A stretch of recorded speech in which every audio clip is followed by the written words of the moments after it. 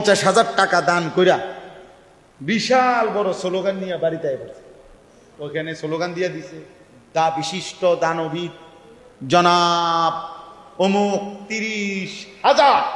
সবাই বলছে মার হাবা, মার তারে দিছে, মার হাবা নিয়া ওইখান থেকে মার হাবা নিয়ে আসছে।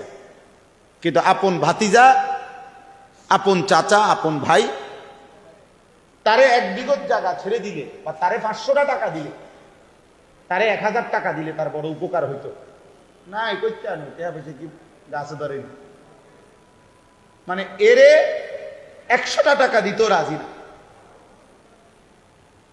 অথচ সে আপনজন, সে নিকটতম আত্মীয়। এইটা অত্যন্ত একটি মন্দ অভ্যাস, বদ আখলাক। বিশ্বাস করেন, হাদিসের মধ্যে আছে, আল্লাহর নবী সাল্লাল্লাহু আলাইহি ওয়াসাল্লাম বলছেন, এক সাহাবী নবীজি সাল্লাল্লাহু আলাইহি সাল্লামকে জিজ্ঞেস করছে একদিন যে, ইয়া রাসূলুল্লাহ, আমি আজকের দিনে 4টা দিরহাম, 4টি রৌপ্য মুদ্রা, ধরেন 4 টাকা, আমি দান করছি 4 জনকে। একটা একজন ইয়েতিমকে দিছি, একটা একজন অসহায় মানুষকে দিছি, একটা একজন মুজাহিদ আল্লাহর রাস্তায় যুদ্ধ করছে তাকে দিছি, আর একটা আমার একজন আত্মীয়কে দিছি।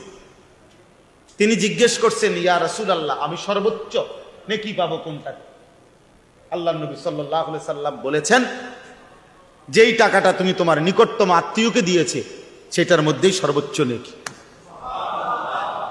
একটা হলো আসসিলাতু ওয়াস সাদাকা, তোমার আত্মীয়কে দিলে 2টা হয়, 1 দান করা হয়, 2 আত্মীয়তার সম্পর্ক রক্ষা করা হয়।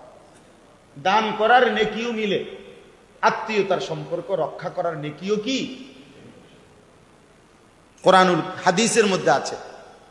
নবী সাল্লাল্লাহু আলাইহি সাল্লাম বলছেন, আর রাহিমু মুশতাক্কুম মিনার রহমান।